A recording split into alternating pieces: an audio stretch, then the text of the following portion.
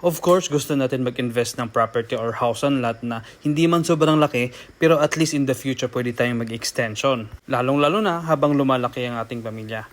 Hello kabayan, good morning at ito ang ating Hana Model Unit dito sa Minami Residences. At sa bahay na to, ang laki pa ng space na pwede mong gawing extension. Interesting ba? Tara, tuloy lang sa panonood.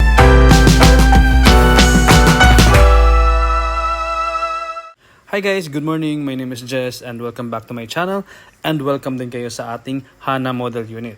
Location ng project natin ay sa Barangay Santiago, General Trias, Cavite. Along Arnaldo Highway lang at unahan lang siya ng konti sa pinakabagong Gen City ng South, ang River Park ng Federal Land. Meron itong 80 square meter lot area mula dyan sa pader ng extended version hanggang dito sa inapakan ko at hanggang dun sa likod. Itong space na to ang magiging parking natin and by the way, kasyang-kasya dito yung dalawang sasakyan. Or kung isang sasakyan lang, parking sa baba at extension rooms na din sa gilid tsaka sa taas. Ito naman ang ating service area. Maluwag ito at pwede mo siyang i-utilize as extension ng iyong kusina. Sa actual community guys, meron tayong kapitbahay or meron tayong katalikuran since ito ay quadruplex. Pero para masigurado mo yung security ng area mo, pwede mo siyang isarado o kaya lagyan mo siya ng fence. At allowed naman yon. Ngayon tingnan natin yung klase ng turnover meron tayo sa ating Hana House. Again guys, it's a 2-story quadruplex house and total floor area nito ay merong 54 square meter. Semi-complete ang turnover natin. Naka-plain cement yung flooring natin from ground floor up to second floor. Naka-tiled yung toilet and bath natin na dalawa at naka-partition yung mga rooms. Naka-steel door tayo sa ating main entrance at meron tayong mga malalaking aluminum glass windows on both sides.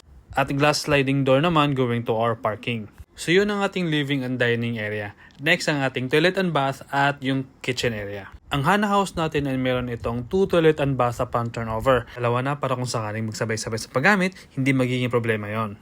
At ang ating toilet and bath dito ay naka-tiles na siya with complete set of bathroom fixtures. At ang ating kitchen area, ika nga the heart of the home. Actually, maluwag na yung kitchen area natin upon turnover. However, kung gusto nyo pa ng mas malaki, meron tayong space dito sa likod or sa gilid na pwede natin i-utilize again sa ating kitchen extension. By the way guys, pagdating sa extension or paglalagay ng fence and gate, meron lang tayong isasubmit na planning for approval naman ng admin bago natin isagawa yung mga yon. Going to second floor at dito naman sa second floor ang ating mga bedrooms. Ang house na to ay merong 3 bedrooms upon turnover at perfect na perfect ito para sa family of 6. At ito ang ating bedroom 1 na facing naman sa daan. Naka-aluminum sliding windows na yan at meron yung provision for window type aircon. Sabi natin kanina, ang bahay na to ay pwede tayong magkaroon ng extension. Itong kwarto na to pwede tayong mag-extension dito sa gilid at pa-forward. Kung gusto mo ng mas malaking kwarto. Same din dito sa pangalawang kwarto na to. Ang extension mo ay pa-forward kasi yung katabi nito, yung kapitbahay mo na. Of course, sliding windows again at meron yung provision for window type aircon. And lastly, yung bedroom number 3 naman, ito yung nasa likod na part ng bahay. And same sa ating mga naunang kwarto natin, mataas yung ceiling, may glass windows, may provisions for window type aircon.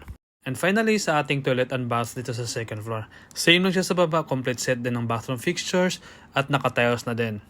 So yan guys ang ating sample turnover. Ang next nating titingnan yung ating sample dress up naman para ma-compare natin kung paano siya pinaganda kapag meron na siya mga gamit at extended na siya. So yan ang ating dress up at extended version.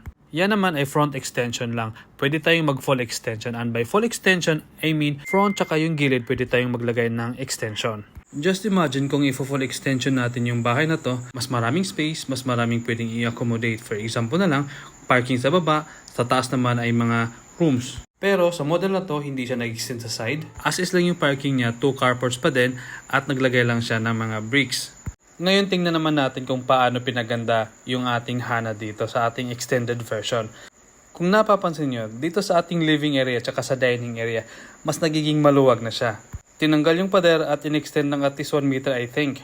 At dito naman sa ating kitchen area, wala siyang binago. Naglagay lang siya ng division, nagdagdag lang siya ng mga cabinets, overhead at saka kitchen base cabinets. Kasi actually itong house na to ay maluwag na yung kusina. Again guys, kung sakali namang mas kailangan pa ng mas malaki, pwede natin i-utilize yung service area. Same din sa ating toilet and bath, walang in-extend pero mas pinaganda nga lang. Actually, yun naman yung purpose ng ating model unit yung dress up unit natin para magkaroon tayo ng idea kung paano natin bihisan, paano natin pagandahin yung ating house. At dito naman tayo sa second floor kung saan nandito yung mga bedrooms natin at saka isang toilet and bath. Unahin muna nating tingnan itong bedroom na to na directly above sa ating kitchen area. Naglagay lang siya ng single bed, nagdagdag ng mga cabinet, saka yung study table. And yung ating 2 other bedrooms naman, yung facing sa daan, yun naman yung mga extended. So, welcome sa ating pangalawang bedroom. Kung napapansin nyo doon sa ating turnover, kung nakikita nyo, maliit lang yung kwarto noon. At kasyang-kasya lang doon yung mga single to double size bed. Pero this time, ito yung extended natin na version. Mas malawak na, kasya yung dalawang bed at nakapaglagay pa siya ng cabinet tsaka yung mga study table. How much more kapag i-utilize pa natin yung gilid? Mas magiging maluwag. Ito naman yung ating master bedroom. Ang extension naman nito ay pa-forward lang kasi yung sa gilid kasi nito ay property na ng kapitbahay. Pero anyways, sa extended version naman natin dito, nagkasya yung queen size na bed at meron pa talaga siyang space for study table, cabinet, etc. And lastly, yung toilet and bath. Same lang din, walang in-extend, mas pinaganda lang siya. Binago lang yung tiles. Pinalitan yung toilet bowl, tsaka yung sink. So yan lang, makita lang natin yung difference ng ating turnover tsaka kapag pinaganda na yung bahay o binihisa na yung ating bahay na Hana.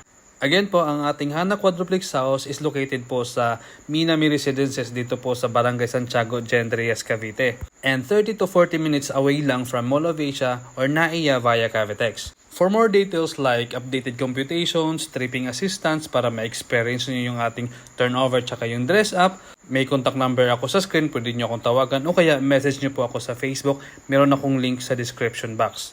And yun lang guys, thank you for watching, my name is Jess and have a great day guys, bye bye!